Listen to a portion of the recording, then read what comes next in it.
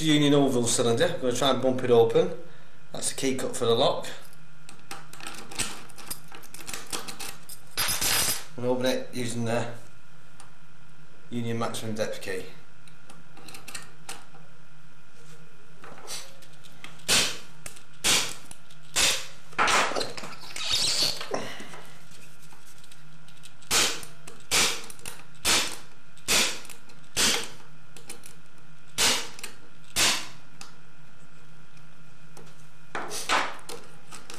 So you can withdraw that, spin it back if you have to. You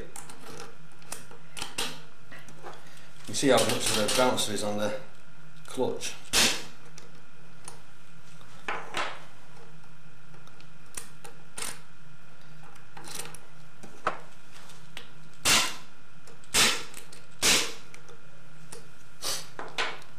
That's the Union cylinder oval.